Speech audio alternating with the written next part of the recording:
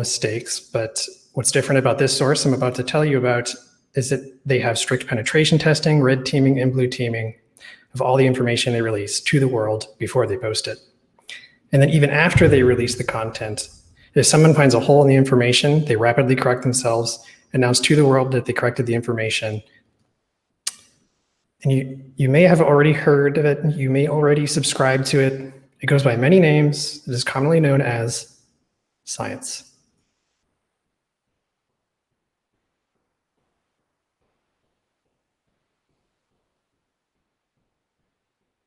Animation isn't working, just imagine. Okay. No, it's still not working. All right.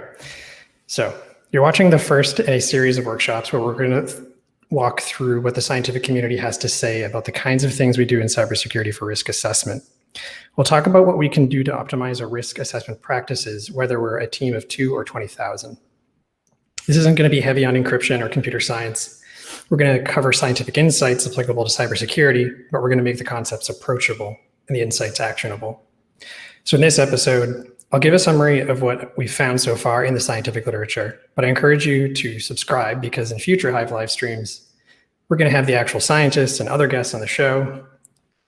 And so I also recommend subscribing because scientists keep churning out great insights. There are studies in progress right now that you'll want to be the first to hear about to make sure you're staying on the cutting edge.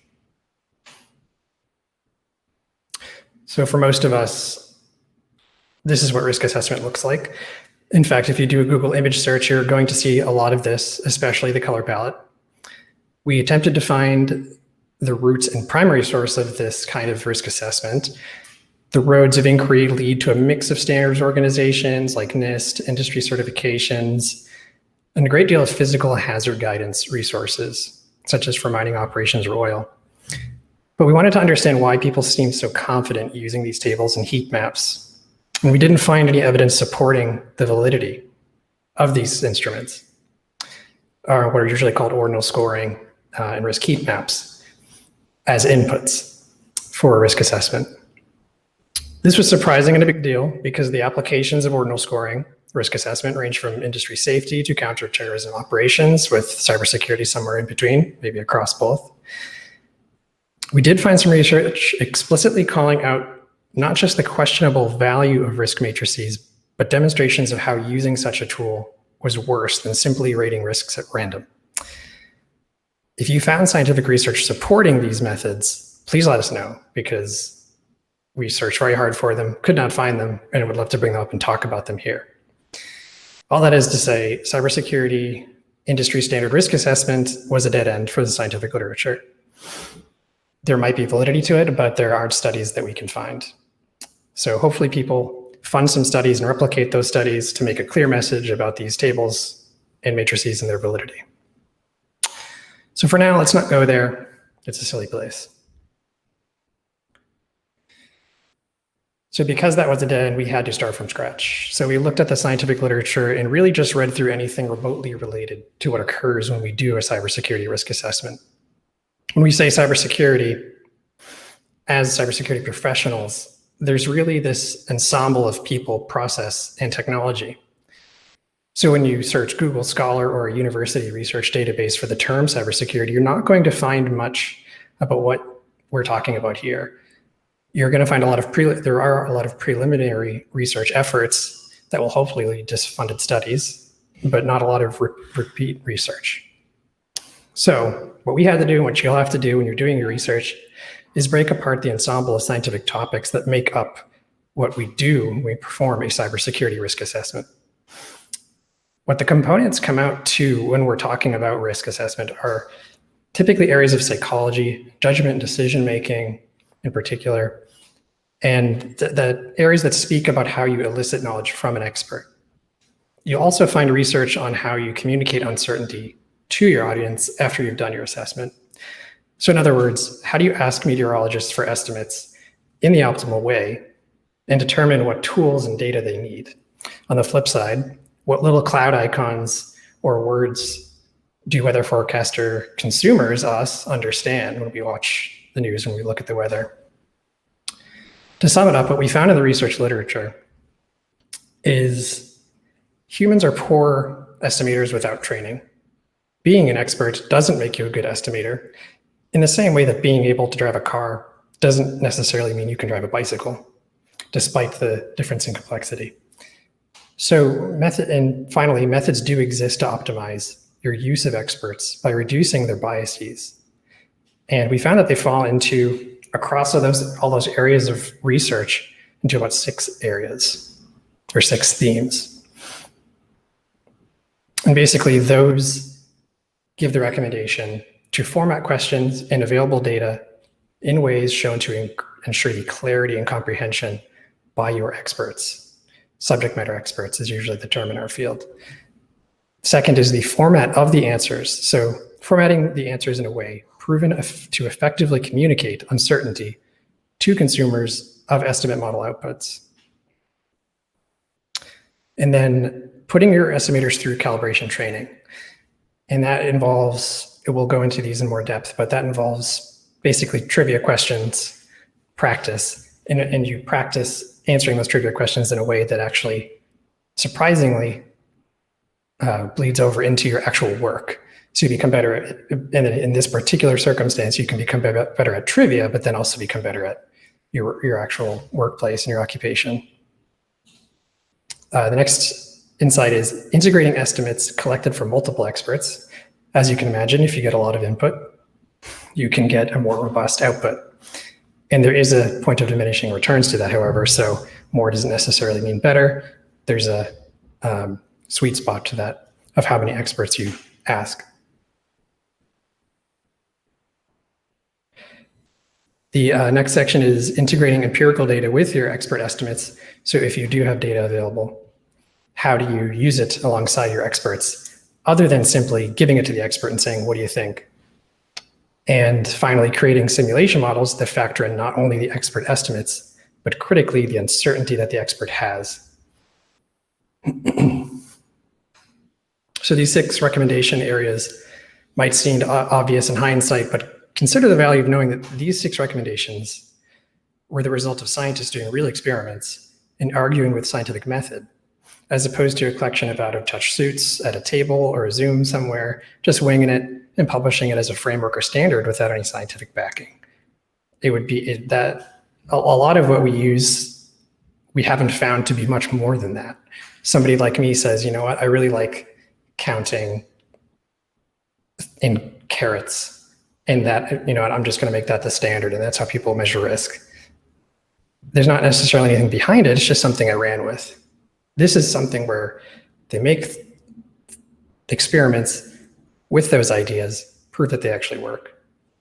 So let's dig into some of these themes just a bit more for this episode, then we'll focus more on them individually in later episodes.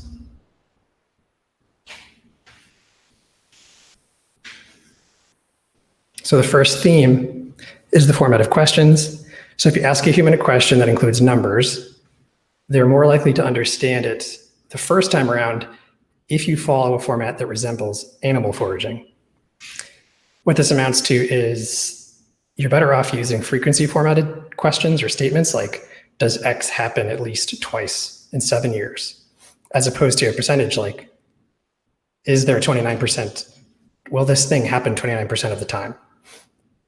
For us, that means that when you hold a risk assessment interview, or you're making a web app that requires inputs from a SOC analyst, a security operations center analyst, you should probably use frequency formats.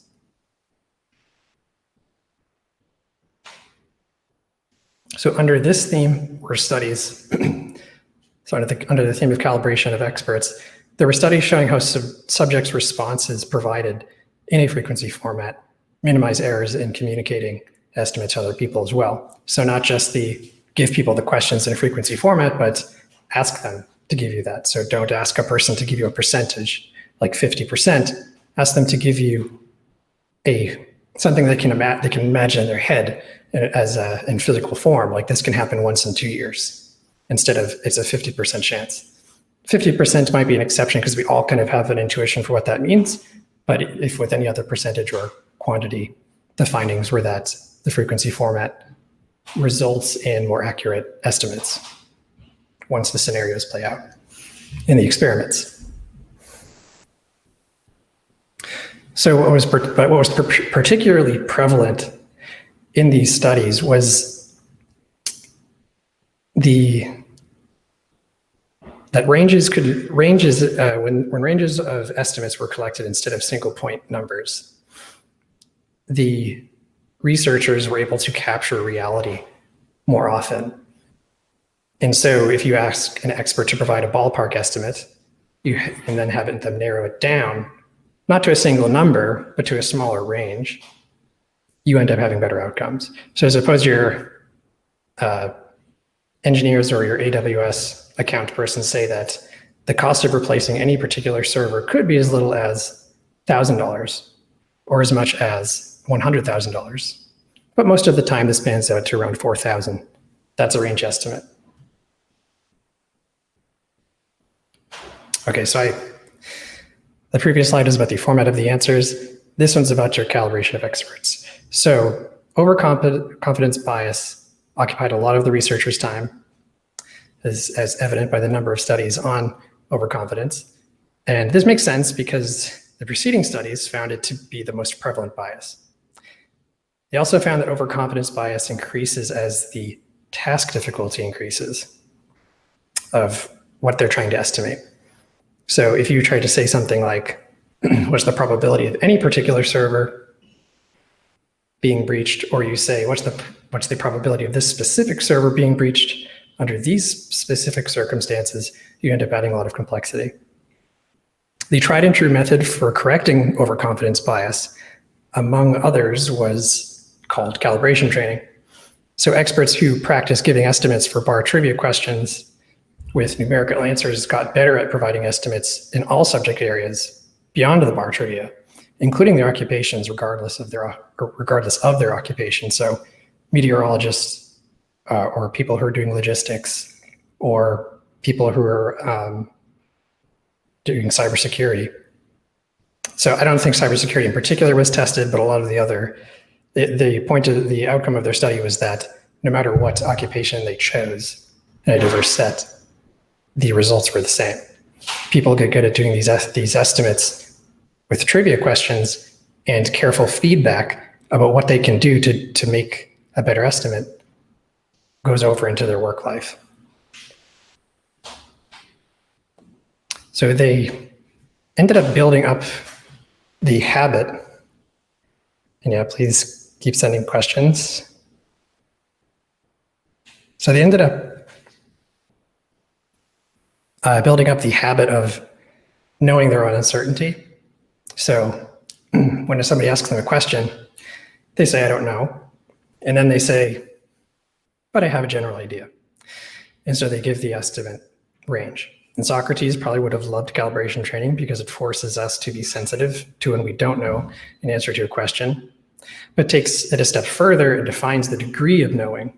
So if someone were to ask you in what year was Benjamin Franklin born, and you truly had no idea, you might play it safe and start with an estimate, a range estimate, like, oh heck, I don't know, the guy must have been born between 180 and the year 1950.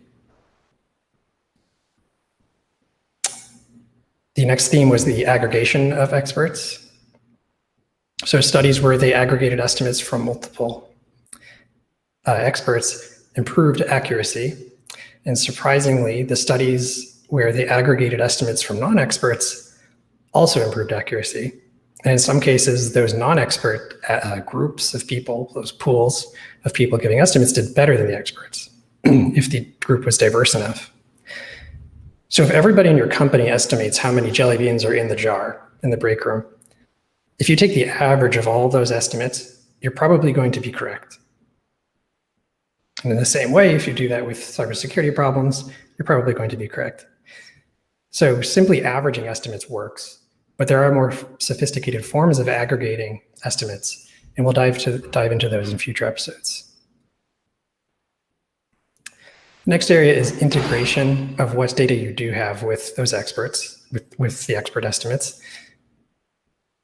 If done, and you can do this in a particular way, you can do this a lot of different ways, but one particular way is to simply plot what data you do have alongside what your experts estimate in a spreadsheet, and then user-friendly regression methods end up getting you closer to the truth. And so this sounds complicated, but you know when you right-click a plot in Excel and you say make a trend line, so you have your graph in Excel, a bunch of dots on it that are your data, and then you say give me a trend line, and it gives you that nice clean line through the data that kind of follows the flow of the data points. That is usually done by Excel estimating the regression. So it's not as complicated as you think. You can imagine adding rows to your data and saying, these are the expert estimates of the potential outcomes, right below the real data estimates, the real data outputs.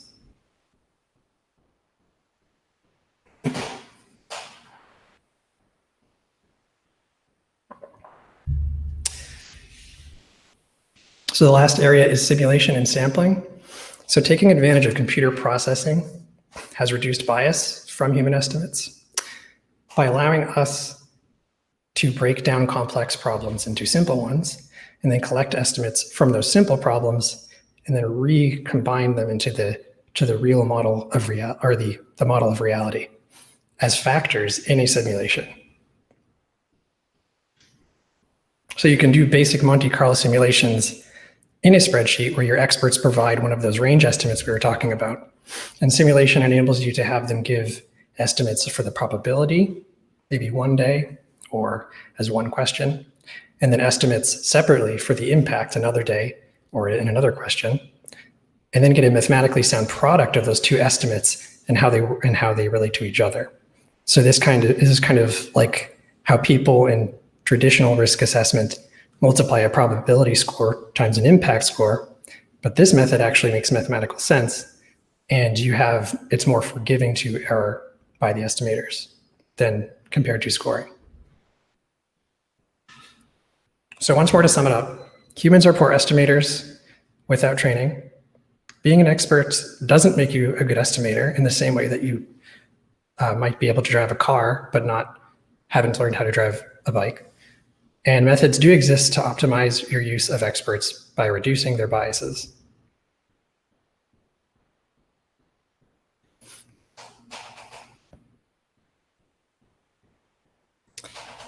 All right, let's look at questions.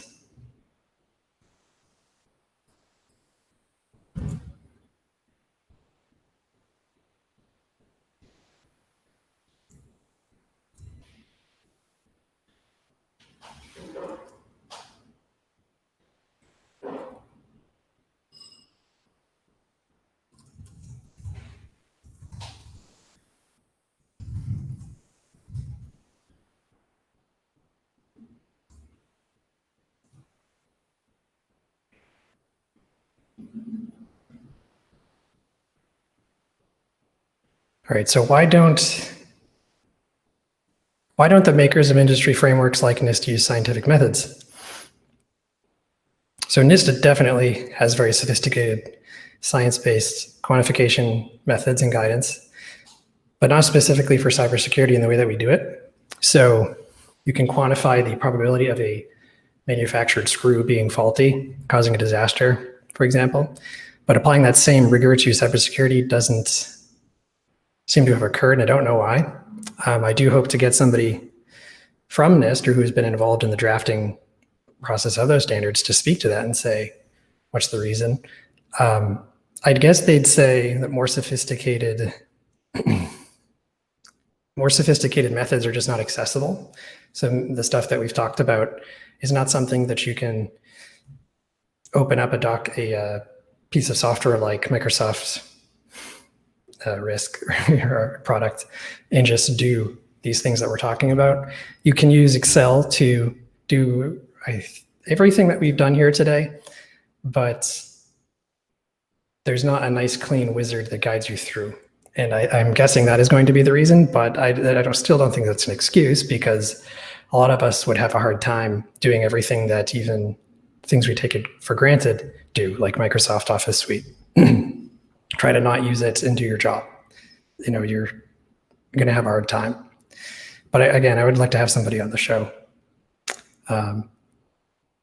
from whoever drafted that. And I have heard rumors that they are changing it and that they are putting out an option, not an option, but a set of guidance to say, if you want to do quantitative assessment, this is what we found. It might be based off of EPA guidance. The EPA publishes a nice set of guidance on specifically Monte Carlo simulation, what to be careful of, and kind of a checklist of like, how do you make sure that your Monte Carlo simulation is, the way that you're doing it is the best that it can be, and minimally biased.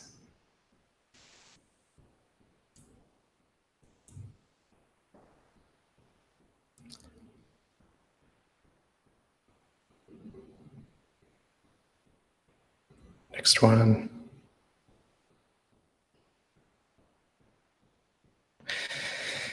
Our data classification policy forces us to use high, medium, and low, and I doubt it'll change soon. What can I do to make the best of my situation? So that's more common than you think. You can always output the results of your risk assessment into that 3-bucket format and still stay in line with the aligned with the science. So what that amounts to is people who wrote your policy, ideally, or I guess you would ask the people that wrote your policy to set the ranges for those 3 buckets. So say, what does high, medium, and low mean? Is it a low is $0 to $1,000 in losses? Is medium $1,000 to $50,000 in losses, and so on, to kind of define the domain of those discrete, to define those words really with numbers. You can also make, if they're not available to do that, that's just not your organization. I've certainly been there.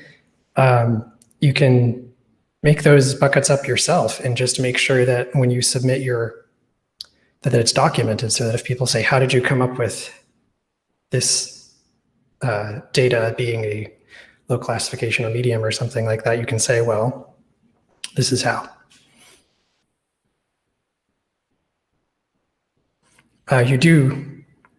You will lose a lot of information by summarizing something into 3 buckets, but some problems don't need that level of resolution. You can collect estimates and then draw those lines to make those. The important part really is just to, when you're collecting the estimates, not to use those words, because there isn't really much research behind doing that. And as I said, there is some research that there weren't really studies, but they were well-reasoned reports saying, look, mathematically, this doesn't make sense. If you discretize things into these 3 buckets, weird things happen, like your low ends up being 0 to some number, but your high ends typically, and your high number of loss, for example, ends up being 6,000 plus. So every time something is a high, it could be high like $6,000 high, or high for any number infinitely larger than that. So that's the problem with those methods.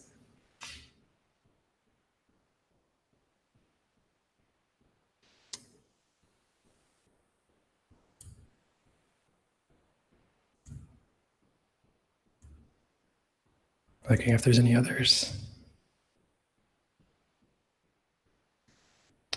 Yes.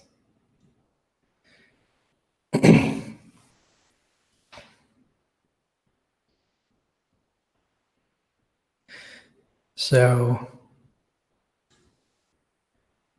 lots of questions.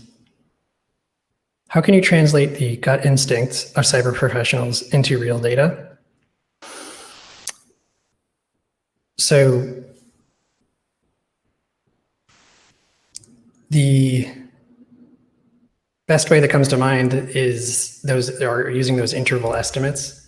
You can't really put it into real data as it might be defined. It's really just, if you were to give a cybersecurity expert a line on a graph, for example, and they can move the line around to show like what is the most, trying to see if I have any slides that illustrate this better than I'm describing it, but a distribution shaper. So if an expert just provides those 3 numbers, like the probability or let's just say the impact of this bad thing happening are between $75 or maybe $8,000, because that's what it ends up coming out to for people to do investigations in our organizations. So the low end is $8,000. And then the high end can be as high as 11 million, because I saw a report that said that's what all the data breaches came out to. And so they might come out to that, and you say, well, what is it most likely going to be for this particular server that you might be asking about? And they might say, well, in the past, it's been some number in between, or somewhere else in a similar institution, it was something like that. Maybe 9,000 is what the most likely is. That allows you to triangulate with those 3 points into a closer approximation of what the expert's thinking. But then critically, it also allows you to put it on paper so that down the line you can go back, see how accurate they were if something does happen, and reevaluate. And if new people come into your organization, they can provide more diverse perspectives and say, you know what, that range isn't actually high enough, or data breaches just became way more expensive. So at least you have a model, kind of a draft document to work with. That ends up being how you can get that information. And that is common in other fields. It was the only way to do things in meteorology for a while. And as they had that model, they said, you know what, if you gave me this money and this data, we could make that model more robust, and I could be more confident in what that distribution of possibilities looks like. And they got the data, and now they have a lot of data to work with, but they still have uncertainty. So they're constantly adjusting this model according to what data is available and what other experts are saying. In future talks, we'll talk about specific examples of how you can apply this, like with a spreadsheet or with R, statistical programming language, or Bayesian networks even. So we'll go from the real easy stuff that you can do right away to the more sophisticated stuff that you can plug into software. Where can people find training for calibration? I do have a few resources for that, so I will post it. If you look up, if you Google calibration training, you're going to get a variety of things, because even medical professionals undergo calibration training, which is where they kind of make sure everybody is aligned with what the latest science has to say. But in our context, calibration training is practicing giving honest estimates with ranges usually. So if you just look up calibration training estimates or numerical estimates, you'll probably find a bunch of resources. There are quite a few free ones that I'll post. Good Judgment Project has some. I don't want to name some others, otherwise I might steer you in the wrong direction, so I'll just post that information. If you have a trivia database, though, just look for things that have numbers as answers. How do we deal with missing experts when aggregating data? Not sure I understand that.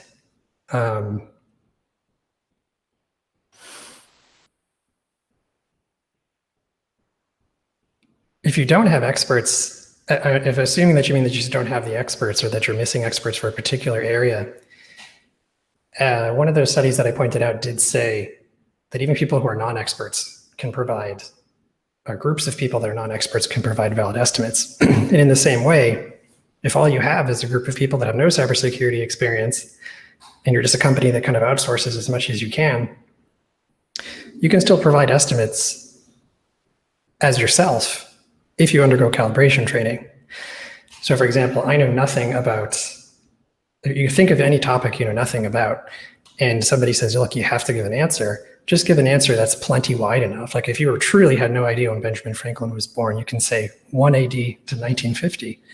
And that's okay, because when it comes down to dollar amounts, you've still narrowed the range enormously. Like if you know nothing about cybersecurity and somebody says, could the database cost us $99 billion? A lot of people will probably say, well, no, that's impossible. The company doesn't even have that much. How could that happen? So you end up bringing that amount down as much as you can, honestly.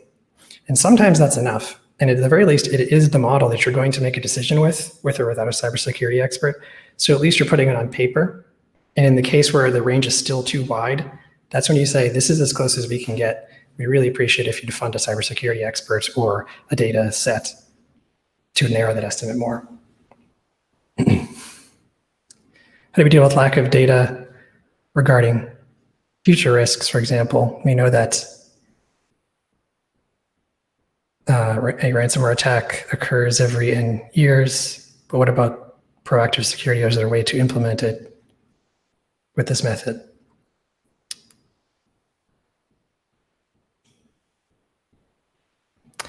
Yeah, so there's a few different ways to go about it.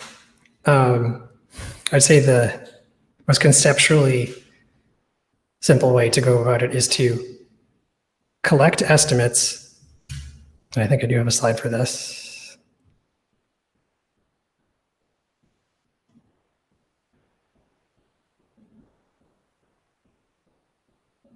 So collect estimates, like on the left here, probability impact. So you create this table. So each one of these rows is a risk, for example. And then you ask for what's the risk either right now with no security controls, or in an imaginary world where you literally have no security controls, you have no firewall, you're just plugged into the network or whatever. You make that estimate. Then you add a column in here that says, what are the new estimates given? We have a firewall, we have MFA. So that's what this is portraying here. So plan A is no security controls, and that's just the result of collecting these estimates like this. Plan B is you do that questionnaire again with your experts and say, okay, what's the probability and the impact now that we have a firewall, we have MFA, and we have patching? And they'll ask for specific things, hopefully, like, well, what is the firewall configured to do? And does the MFA just cover, and you'll have a conversation like that, and they will give you their new estimate. And hopefully it's lower in risk because that represents the value of your control. And then you can do another round of that if you want to test another package of controls. Like maybe instead of sophisticated like software-based firewall, you decide you want to do zero trust, everything is locked down, and it's a very strict traditional environment, and compare the difference in protection you're getting.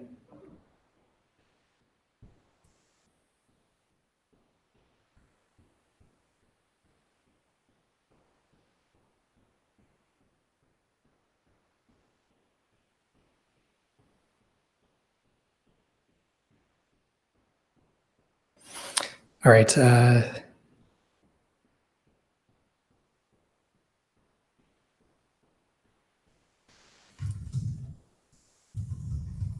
Let's see if we can keep going because we got the 30-minute buzzer. Okay. So how do you recommend starting a quantitative approach to assessing risk? So the method's really making a table like this, even if it's an Excel sheet, if you just want to try it out, try searching for quantitative risk assessment. You'll find people have made Google Sheets templates, free plugins for Excel. There's quite a few resources, and I will post those as a follow-up to, like, try this, you can try this right away sort of thing. And how they usually work is you're providing estimates in this format, so this table, and all you're really getting from the third party is like a prepackaged function that takes these numbers and combines them for you. But there are resources that'll show you like how to do it yourself in Excel. But that's the computational part, but the main part is do something where you're collecting ranges. Don't use scores, because if you use ranges, you're capturing the real picture of the best picture of risk, which is probability and impact, like we've all been taught, but also this background ghost that's really important called uncertainty. So your probability estimate, you have uncertainty when you give it. You're not certain that that's 30% or it's a 2, a medium. But with ranges, you can give that. And even if you don't do any fancy stuff afterward, like Monte Carlo simulation to combine these values, and you just plot them just like they are in an Excel sheet, you can get box plots like this. You can get these ranges so that when people look at it, they say, oh, I can see you're very uncertain about this estimate, but you're pretty sure about this other one, and it has this smaller range. So I would just say start out by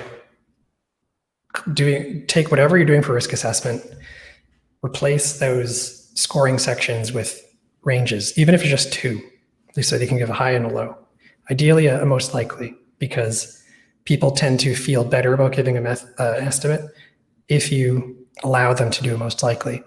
Because nobody, especially for project, if you can use these methods for operations and project risk assessments too, or project duration estimates, and it's common for you to ask a person, when will this thing be done? And they might say, it could be a week, but if things get crazy around the shop, it could be 2 months.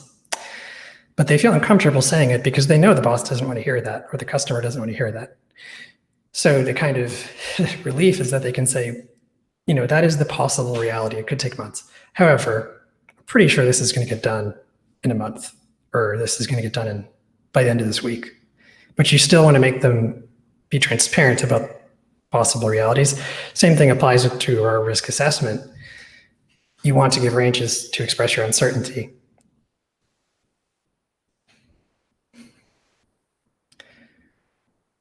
Okay, so one of these study researchers makes a case for the use of heuristics, fast and frugal trees, in reference classes in certain situations. Can you please comment on when it is appropriate to use those methodologies in cybersecurity? I'd want to look at that in particular, that study in particular, before I give you an answer. So I will follow up because I'd have to double check which of the studies that comes from and what they were trying to do. And then I'll show you how it might be applied to cybersecurity. So thank you, because that gives us content for the next talk too.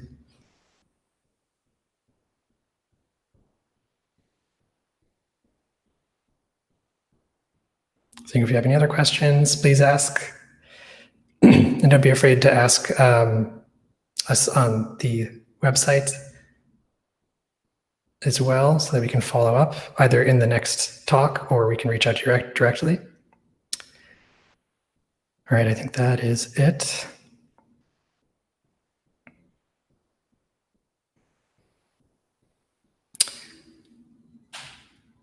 All right. So that's all the time we have today. We at Hive Systems want to thank you for joining us, and hopefully you found it helpful. Before we go, be sure you do sign up for the next event on YouTube Subscribe or hivesystems.io/HiveLive. And keep an eye out for the next episode in this series, where we'll dig a bit deeper into the areas discussed and hopefully have the scientists behind those studies talk about the research firsthand and tell us if some of our crazy ideas of applying them to cybersecurity are bogus or not. Until next time, remember, when it comes to cybersecurity, you need to act and not react.